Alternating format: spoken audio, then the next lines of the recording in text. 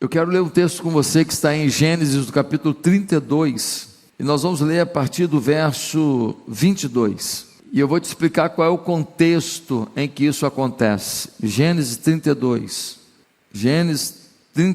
versículo 22. Jacó luta em Peniel. Naquela mesma noite, Jacó se levantou, tomou suas 2 mulheres, suas 2 servas e seus 11 filhos, e transpôs o val de Jaboque. Reuniu todos e fez com que passassem o ribeiro. Também fez passar tudo o que lhe pertencia. Jacó ficou sozinho, e um homem lutava com ele até o romper do dia. Vendo este que não podia com Jacó, tocou-lhe da articulação da coxa, de modo que a junta da coxa de Jacó se deslocou na luta com o homem. Então o homem disse: deixe-me ir, pois já rompeu o dia. Jacó respondeu: não o deixarei ir, se não me abençoar. Então o homem perguntou: como você se chama? Ele respondeu: Jacó. Então disse: seu nome não será mais Jacó, e sim Israel, pois você lutou com Deus e com os homens e prevaleceu. Jacó disse: por favor, diga-me como você se chama. Ele respondeu: por que você pergunta pelo meu nome? E o abençoou ali. Jacó deu àquele lugar o nome de Peniel, pois disse: vi Deus face a face, e a minha vida foi salva. Nasceu-lhe o sol quando ele atravessava Peniel, e mancava por causa da coxa. A história de Jacó é complexa. Jacó era filho de Isaac. Isaac tinha 2 filhos, Jacó e Esaú. Esaú era o filho mais velho, mesmo sendo gêmeo. Nasceu minutinhos antes. E Esaú, ele tinha então o direito da primogenitura. Ele seria condecorado com 2 partes da herança do pai. Ele seria o líder social do clã, e ele seria o líder espiritual também da sua família. Mas Deus havia profetizado que Jacó é que receberia essa honra, e não Esaú. Infelizmente, Jacó com a sua mãe quiseram facilitar a vida de Deus, quiseram fazer o que Deus havia dito que faria, e eles enganaram Isaac, que já estava cego, e Isaac abençoou Jacó, e não Esaú, com a bênção da primogenitura. O Esaú, quando soube disso, ficou revoltado, e só não matou o irmão Jacó, em respeito ao pai velho, que já estava quase para morrer. Mas a mãe sabia que quando Isaac morresse, Jacó morreria. Então Jacó foge e vai atrás do tio dele, Labão. E quando ele vai morar com o tio dele, ele se apaixona por Raquel, e ele trabalha 7 anos pela mão de Raquel, de graça. Mas no dia do casamento, o pai dá um vinhozinho lá pro Jacó, e bota lá o lugar meio escuro, e ele dorme com Lia, a filha mais velha. E quando ele acorda, ele está casado com Lia. Veja você que o ato sexual confirmava um casamento. Não é um ato de prazer momentâneo. E aí Jacó tem que trabalhar agora 14 anos para ter a mão de Raquel, sua mulher. Ele, ao longo do tempo, ele vai tendo agora 11 filhos. Portanto, já se passaram mais de 24 anos, se ele tiver um filho por ano, desde que Jacó chegou até a casa de Labão. Só que o clima não está bom, porque Deus começou a abençoar Jacó, e Jacó fez um acordo com Labão, que um tipo de ovelha, um tipo de rebanho era dele, e ele agora começa a crescer, e ele vai ficando mais rico que Labão, e o clima ficou tão terrível, que os filhos de Labão, os cunhados dele, começaram a reclamar com ele. A animosidade está tomando o ambiente, e o Labão, vendo que o seu genro está enriquecendo e ele diminuindo, ele já não olha para Jacó com o mesmo olhar. E Deus fala com ele no capítulo 31, versículo 3. Está na hora de você dar uma virada na sua vida. Está na hora de você mudar o rumo da sua vida. Você tem que voltar para a tua terra, porque você tem coisa mal resolvida lá. Vai consertar o que está de errado na tua vida, e eu te mostrarei um novo caminho para a sua história. Jacó está voltando para a sua terra, morrendo de medo. Esaú é brabo. Esaú é brabo. E o Esaú, ele tem todos os motivos para matar Jacó. E chega um momento da volta de Jacó, que ele bota toda a família de um lado e ele fica do outro lado sozinho. E aparece um homem e começa a brigar com ele. Na verdade não é um homem, é um anjo do Senhor. E ele começa a lutar com aquele homem, começa a lutar, e é uma luta que se torna uma luta física mesmo. E chega um ponto que o homem toca na coxa de Jacó, e ele sente, e ele fica agora mancando, mas ele se agarra, e o anjo do Senhor fala: me solta.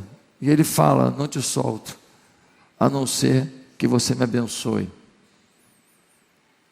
E ele então é abençoado, e o nome dele era Jacó, e ele muda de nome, passa a se chamar Israel, e a vida dele muda, porque pouco tempo depois, já vem o seu irmão, eles se reconciliam, eles zeram a pendência, e Jacó se torna uma referência bíblica, tanto que a partir daí, a Bíblia vai citar o Deus de Abraão, de Isaque e Jacó. É normal na Bíblia uma citação ao Deus dos três patriarcas, Abraão, Isaque e Jacó. Jacó entra para a história de referência de homem de Deus. Pastor, por que você está contando essa história? Porque é muito fácil falar: Deus abençoe, graças a Deus, amém. É muito fácil vir à igreja, é muito fácil cantar uma música bonita, mas a pergunta é: você teve um encontro de Peniel como teve Jacó? Deixa eu te perguntar, você ora mais hoje do que você orava em janeiro? Você lê mais a Bíblia hoje do que você lia em janeiro? Você busca mais a Deus hoje do que você buscava em janeiro? Você influencia mais gente hoje do que você influenciava em janeiro? Você demonstra mais temor a Deus hoje do que demonstrava em janeiro? Você inspira mais pessoas a amar a Deus hoje do que inspirava em janeiro? Você melhorou? Você avançou? Irmão, botar a música para tocar na rádio da sua casa ou no seu carro, ter playlist gospel, não faz de você alguém transformado, não. A minha pergunta é: o quanto você avançou? O quanto você teve algum encontro, tem tido encontros que tem feito uma evolução na sua caminhada com Deus? Essa é a pergunta. Você nunca se afastou da igreja, nunca traiu sua mulher, nunca usou droga, nunca matou ninguém. Parabéns, mas a pergunta não é essa. A pergunta é o quanto Deus domina a sua vida. Não é se você tem uma vida teoricamente ajustada, teoricamente íntegra. A pergunta é o quanto você demonstra ser um homem cheio de Deus. Se alguém que conhece você fosse dar uma explicação falando sobre sua vida e falando do que você é, diriam: pensa numa pessoa cheia de Deus. Quem convive com você, vê em você alguém dominado por Deus. Pare de se enganar. Pare de achar que você é o que você não é. Pare de achar que você chegou onde não chegou. Você pode estar mentindo para você mesmo. Quando a gente lê o capítulo 3, versículo 1 e 2, que a gente vê que o clima estava ruim, a gente vê que o clima estava tão ruim, que o Jacó falou: eu estou prosperando, eu estou ganhando dinheiro, mas todo mundo me odeia, meus cunhados me odeiam, meu sogro me odeia, daqui a pouco vai ter morte aqui, não está bom. Ei, talvez o momento difícil que você vive, foi a única forma de Deus te mostrar, alguma coisa vai ter que mudar. Talvez o momento de lutas que você vive, algumas perdas que você teve, alguns conflitos que você enfrenta, seja a única maneira de você entender, alguma coisa tem que mudar. Porque se você estiver comendo batata frita, salgadinha, com um refrigerante geladinho, talvez você não perceba o quanto você é carente da mão do Senhor. É na hora que falta alguma coisa, é na hora que dói alguma coisa, é na hora que alguma coisa não encaixa bem, é na hora que a gente chora por alguma coisa, que muitas vezes nós temos a chance de falar assim: eu não me basto, eu preciso de Deus. Queridos, o quanto você está disposto a lutar para ter uma vida em Deus. As pessoas viram para mim aqui na igreja e falam: me ajuda com as crianças, gente. As pessoas chegam aqui na igreja e me falam: pastor, eu quero mais de Deus, eu quero andar com Deus. Falei: e aí? E aí que eu não consigo. Por que não consegue? Irmão, porque não é fácil. Por que não consegue?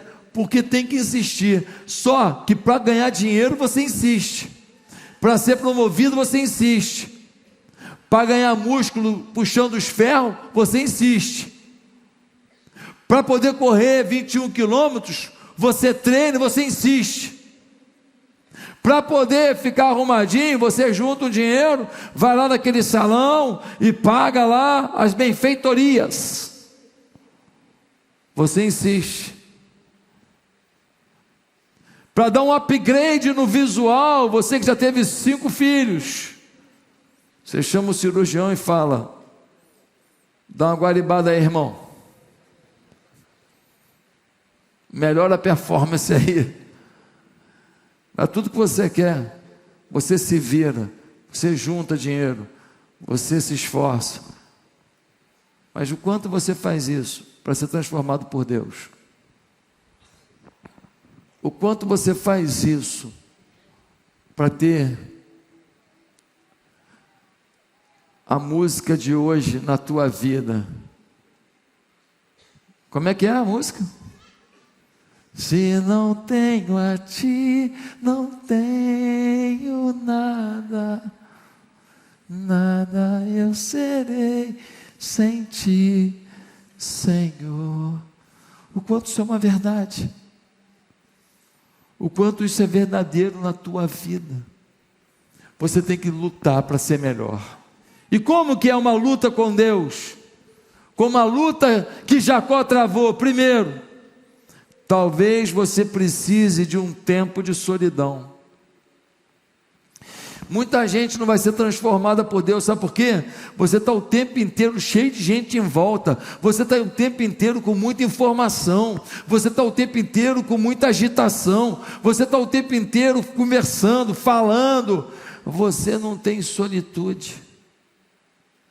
Você não tem um tempo para você, você não tem quarto secreto, você não tem um tempo em que você tranca a porta do seu quarto, tranca a porta do banheiro, tranca a porta do porão, tranca a porta do sótão, e você fala: Deus, eu estou aqui, e você bota uma canção: se eu não tenho a ti, não tenho nada, e você fala: Deus, eu estou aqui, se o Senhor quiser a gente conversa.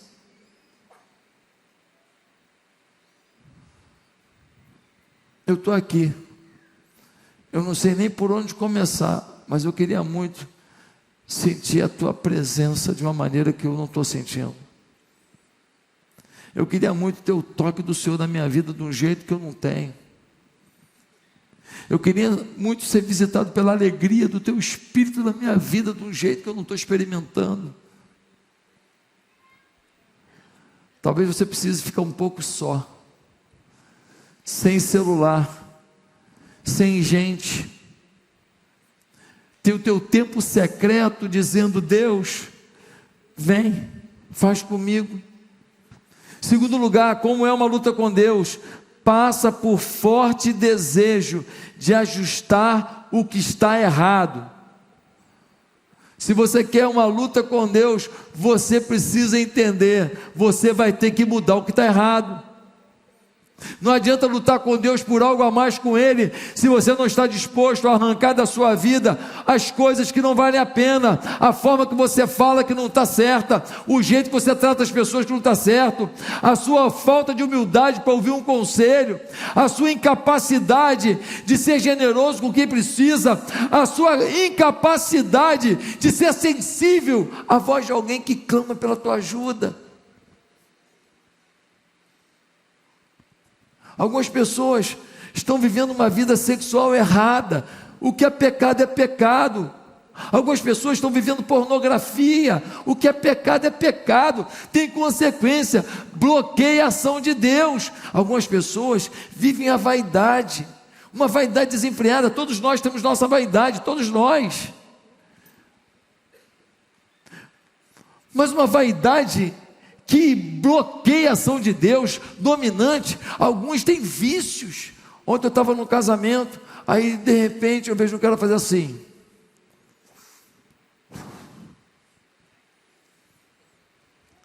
Aquele tal do vape maldito, que plastifica o pulmão em 5 anos. Se pegar uma pneumonia, pegar uma doençazinha, dançou. 7 palmos embaixo da terra para ficar legal. Mas as pessoas nem num casamento conseguem ficar sem aquilo. E ó,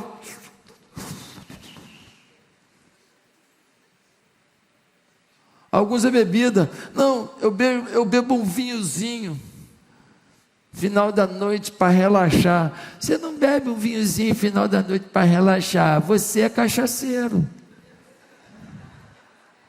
Você é um viciado, todo dia, sem isso você não dorme. Você condicionou sua vida a isso, você não percebeu ainda. Você não está tomando para relaxar, você precisa disso, virou o seu calmante, você é um dependente. Toda vez que você coloca alguma coisa no lugar de Deus, toda vez que você depende de alguma coisa que não é Deus, isso é pecado. Isso é pecado. Quantas vezes nós não queremos mudar? Olha o versículo 3, diz assim, capítulo 32, versículo 3: Então Jacó enviou mensageiros adiante de si a Esaú, seu irmão, a terra de Seir, território de Edom, e lhes deu esta ordem: assim vocês falarão a meu senhor Esaú. Olha como que ele chama o irmão dele: meu senhor Esaú, o seu servo Jacó. Ele se chama de servo, ele vai até o irmão dele humildemente, ele quer consertar o negócio, ele enganou o irmão dele. Manda dizer isto: como estrangeiro morei com Labão, em cuja companhia fiquei até agora. Tenho boi, jumento, rebanho, servo, serva. Envia este comunicado a meu senhor. Olha como ele fala com o irmão. Manda o comunicado a meu senhor, para encontrar favor na sua presença. Jacó quer resolver a pendência do passado. Se você quer uma luta com Deus, para ter Deus, você tem que estar disposto a abrir mão de algumas coisas, a deixar algumas coisas, a transformar algumas coisas. Ninguém vai se encher de Deus mantendo um pecado na vida. Ah, pastor, eu vivo no monte, tu vive no monte, continua fazendo a mesma porcaria aqui embaixo, no vale. O monte não muda a tua vida, se você não quiser mudar a sua forma de viver. Buscar a Deus envolve também eu querer fazer as mudanças na minha vida, para que a mão de Deus venha e te prospere. Ei, irmão, Deus quer te prosperar. Deus quer te prosperar. Nós temos um atleta aqui da nossa igreja, foi convocado agora para a seleção brasileira. Nós estamos orgulhosos dele. O Espírito Santo de Deus o abençoou. Nós estamos gratos ao Senhor. Nós oramos pelos membros da igreja, para que eles prosperem nos negócios, como atleta, em tudo que fazem. A glória do Senhor quando um crente prevalece. Eu quero ver tua vida avançando. Avance, seja o melhor, alcance patamares. Mas ei, você precisa deixar o que prende a tua vida. Você precisa deixar o pecado. Mas em terceiro lugar, como é uma luta com Deus? Talvez você precise de um tempo de solidão, passa por um forte desejo de ajustar o que está errado. Terceiro, pode acontecer algo para te quebrantar.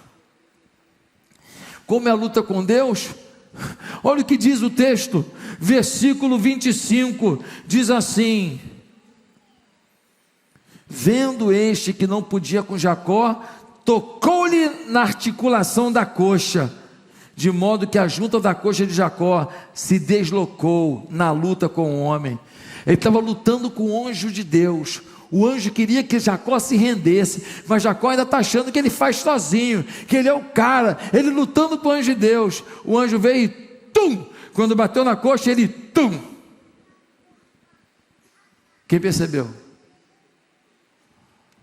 A pancada na coxa fez Jacó se curvar. Talvez você está reclamando da pancada na coxa. A pancada na coxa é a única chance de você se quebrantar diante de Deus. Não espere uma pancada na coxa, não espere uma burdoada daquelas, para você entender que você precisa estar quebrantado diante de Deus. Ele desarticulou por completo a perna de Jacó. Jacó não tem outro caminho, ele sente dor, ele se curva, ele não consegue andar ereto, ele agora está debaixo de um momento de dor, um momento complexo, e é por isso que às vezes nós passamos por momentos de dores e complexos, para que a gente entenda que não dá para viver uma vida se achando. Nós temos que nos quebrantar diante de Deus. Quebrantar.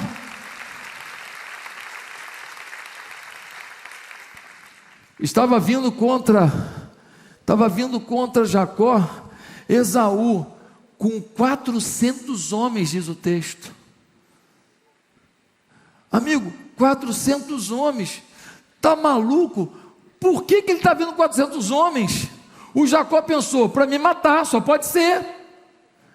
Eles vão me matar minhas duas mulheres, Lia e Raquel, meus 11 filhos. Eles vão matar os meus homens, os meus servos, vai matar todo mundo. O Jacó está desesperado, ele está aqui, ó, a perna tremendo. Ei, às vezes Deus bota a tua perna para tremer, para você descobrir que só o joelho no chão vai te fazer levantar. O Jacó está ali, meu amigo, o que vai ser de mim? Ei, às vezes tua empresa estava decolando, né? Você estava se achando. Aí o papai do céu fala: deixa eu mostrar para ele que ele não é nada disso. Aí tu toma uma trolitada dos teus negócios. Não é porque Deus quer te arrebentar, não. Não, é só para você quebrantar. Pegar toda a glória e dar para Ele. Deus quer te levantar a partir do momento em que você se quebrantar. Acorde. Sem Deus, nós não somos nada. Nós estamos numa boa hoje. Num dia, a gente chora o que não chorou 10 anos da vida. A gente arrebenta hoje, num dia a gente está arrebentado. Nós precisamos do favor de Deus, quem está entendendo? Agora, em quarto e último lugar, como é a luta com Deus? Deus espera um verdadeiro clamor por transformação. Irmãos, Jacó estava lutando com o anjo de Deus. Deus querendo que Jacó entendesse: ei, eu preciso que você mude de vida. Eu até te prosperei, você está com dinheiro, você está com gado, mas cara, você enganou teu irmão, essa coisa está em você, você é um cara mal resolvido, você é um crente, mas um crente mais ou menos, você não é alguém que é autoridade espiritual. Você posta no Instagram uma coisa bonitinha, mas não é a tua essência. Aí a gente lê no versículo 26 assim: então o homem disse: deixe-me ir, pois já rompeu o dia. Jacó respondeu: não o deixarei ir, se não me abençoar. Ele vira para o anjo, ele está já mancando, ele está ferido e agarrado com o anjo. E o anjo falou: me larga. Já está começando a nascer o dia. Ou seja, foi uma batalha na madrugada. Quem pegou? Quem pegou? A batalha foi quando? Na madrugada. Ei, a madrugada te espera se você quer ver a vitória.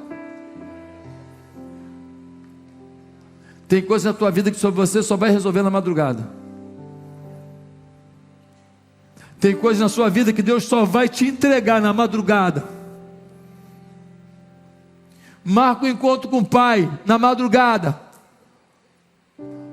Passa um tempo com Ele. Talvez seja o único horário que você vai ter paz. Vai para Ele e fala: Deus, eu não vim pedir dinheiro, não vim pedir isso, eu vim pedir o Senhor, eu vim pedir a Tua presença, eu vim pedir para eu estar inserido em Ti. Ele vira para o anjo e fala: amigo, já me arrebentou numa perna, né? Pode arrebentar outra, os 2 braços. É o seguinte: eu não te solto enquanto não me abençoar. Não foi o que Moisés falou? Lembra quando Deus falou para Moisés: Moisés, vai com o povo aí em direção à terra prometida. Vai com o povo, mas o povo vacilou aí, e eu não vou com vocês não, vou mandar um anjo com vocês. O que Moisés falou? Ele falou assim: se o Senhor não for comigo, eu não saio daqui.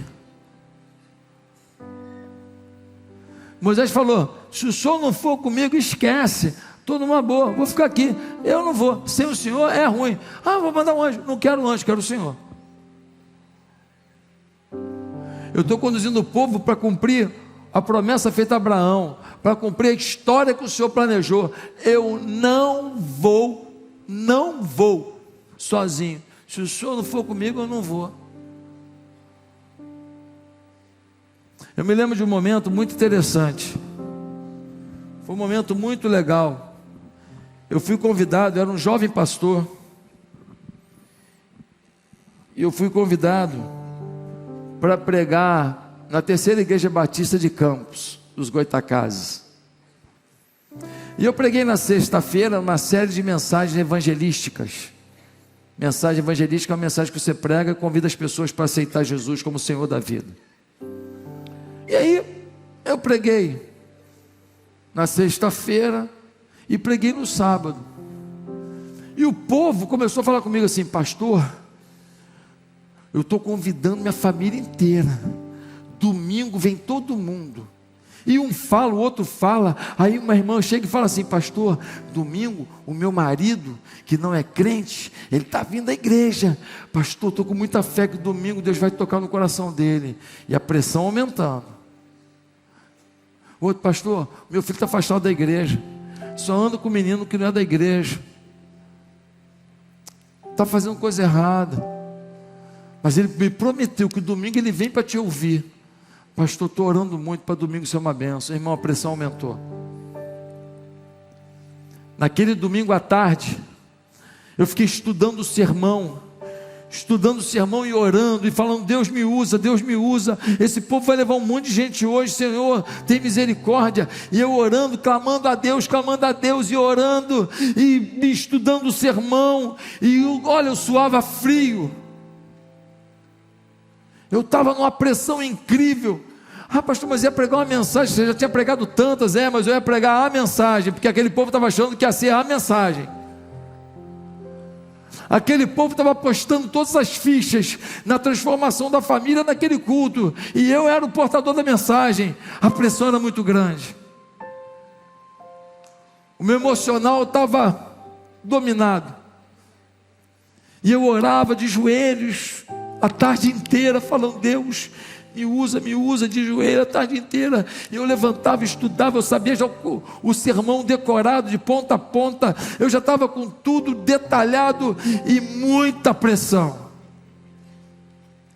Cheguei na igreja, a igreja estava abarrotada. Não era uma igreja muito pequena, era uma igreja que tinha um porte bom, e as galerias tomadas, gente em pé nas laterais. O povo convidou. Sabe por que muita gente não se converteu ainda na sua família? Porque você não trouxe. Tem muita gente que não se converteu das suas amizades porque você não trouxe. Só por isso. Você é o culpado. Você não trouxe. Você abriu mão de se esforçar para trazer. Aquele povo daquele dia trouxe todo mundo, amigo. E aí uma irmã falava para mim assim: pastor, meu marido. Eu falei: opa, tudo bem, a pressão aumentando.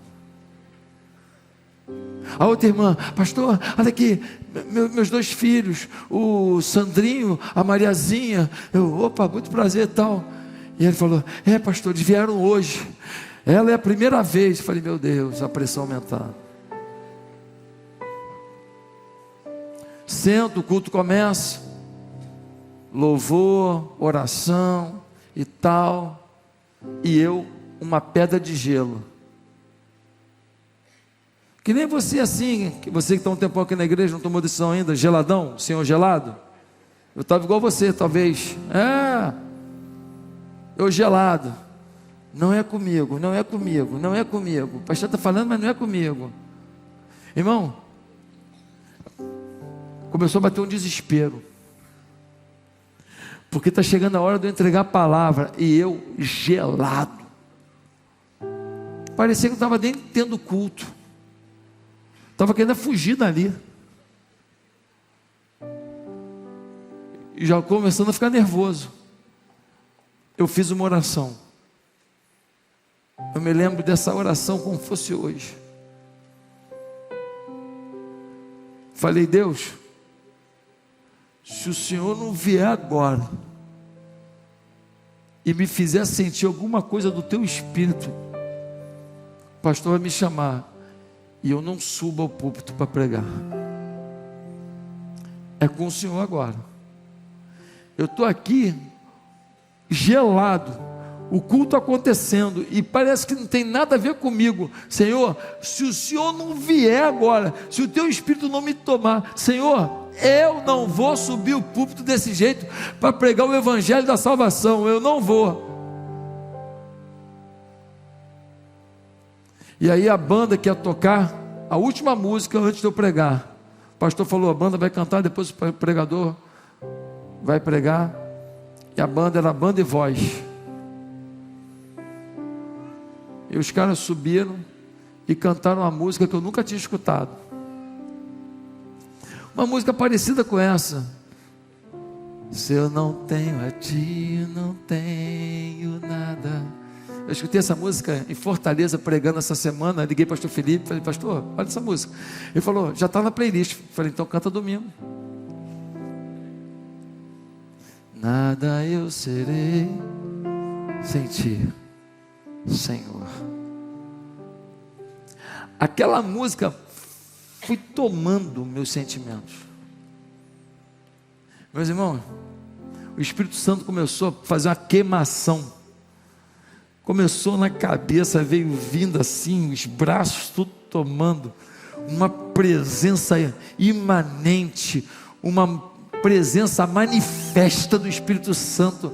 Foi tomando o meu corpo todo, eu fui me energizando todo, a minha alma transbordante, eu sentindo o toque do Espírito, eu comecei a sentir uma euforia do Espírito, um negócio assim, 1 minuto, o louvor está rolando, o Espírito Santo,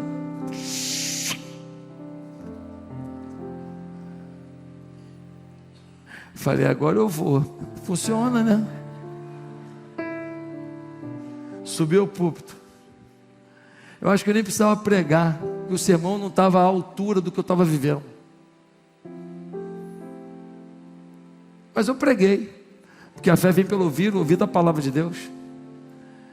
Quando eu acabei de pregar, eu convidei quem quer aceitar Jesus como Senhor da vida, meu irmão. Começou a vir mulher com o marido agarrado, o marido chorando, e a pessoa: meu marido, pastor, aceitou Jesus. Começou a vir filho abraçado com mãe e falando: mãe, me perdoa, mãe. Um chororô na frente, eu me sentindo super-herói. Deus me usou, Deus me usou, Deus me usou. Eu numa felicidade incontrolável, e eu vendo aquele mover, foi tomando os corredores, foi tomando o corredor, foi tomando o outro corredor, uma penca de gente. Nossa, mas era muita gente, uma emoção tomando o ambiente. Ei, quando o Espírito Santo te pega, não há impossível. Quando o Espírito Santo te pega, meu irmão, não tem como parar. Quando o Espírito Santo te pega, a tua palavra não é a tua palavra, é a palavra de Deus que passa por você. Quando o Espírito Santo te pega, o analfabeto ensina ao catedrático. Quando o Espírito Santo te pega, o simplesinho, pobrezinho ensina para o bilionário. Quando o Espírito Santo te pega, aquele que acabou de se converter, ele tem autoridade para falar para o velho de guerra da igreja, que nunca experimentou o que ele está movendo agora. A diferença é o fervor, a diferença é o enchimento, a diferença é o domínio do Espírito Santo. Ah, pastor, e aí o que aconteceu? Dá uma olhada no que aconteceu no versículo 28, diz assim: então disse: seu nome não será mais Jacó, e sim Israel, pois você lutou com Deus e com os homens e prevaleceu. O anjo do Senhor fala: cara, você venceu.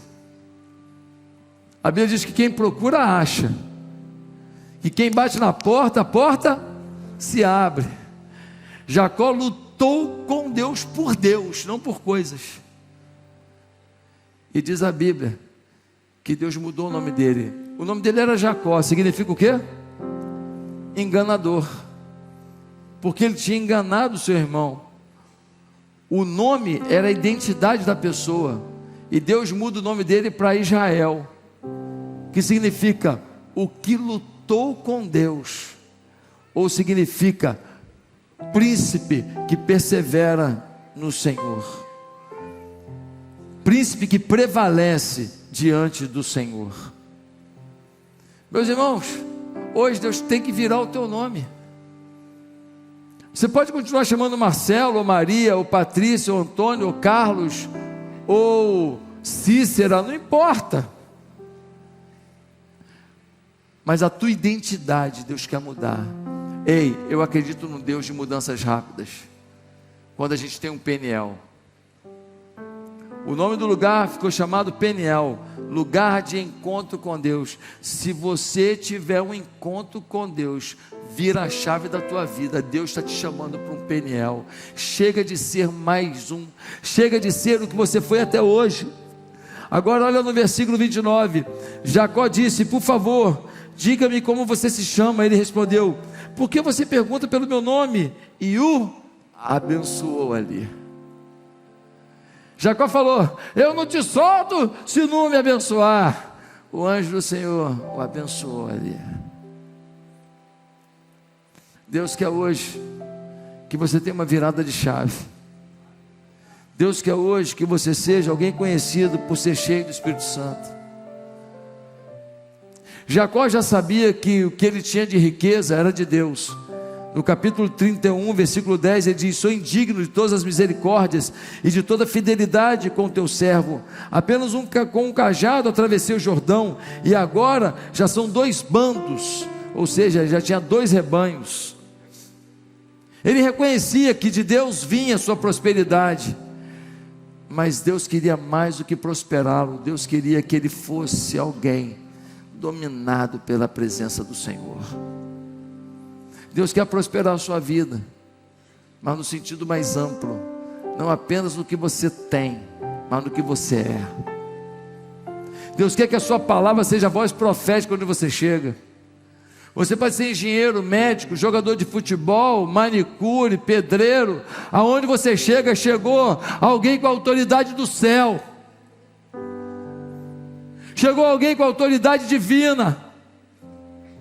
Chegou alguém cheio do poder de Deus. Deus quer fazer de você alguém dominado pela glória dele. Chega de ser um esquenta-banco que faz alguma coisa na igreja, falando: eu sou crente. Ei, você tem que fazer a diferença. As pessoas vão conhecer você, tem que conhecer Jesus. Eles têm que conhecer um fervor que só Jesus dá. Eles têm que conhecer uma firmeza que só Jesus dá. Eles têm que conhecer um amor pelas pessoas que só Jesus dá. Nós não podemos ser mais os mesmos. O mal prevalece na nação, o mal se alastra, mas a igreja está aqui. A igreja está aqui. E se a igreja for santa, dominada por gente, dominada pelo Espírito, recheada por gente, dominada pelo Espírito, ei, Satanás, você vai ter que recuar. Nós temos uma bomba atômica aqui. Essa igreja, com gente cheia do Espírito, nós somos uma bomba atômica. Nós causamos um estrago no inferno a nível internacional. Aqui, só com esse povo que está aqui, com esses 18 mil e pouco que frequentam a sede, só com a gente aqui, a gente faz um estrago no inferno a nível internacional. Ei, Deus está te chamando para um Peniel. Deus está te chamando para um tempo secreto de solitude, aos pés do Senhor, dizendo: Senhor, muda a minha história. Que você saia daqui hoje dizendo: eu vou ter esse tempo com Deus.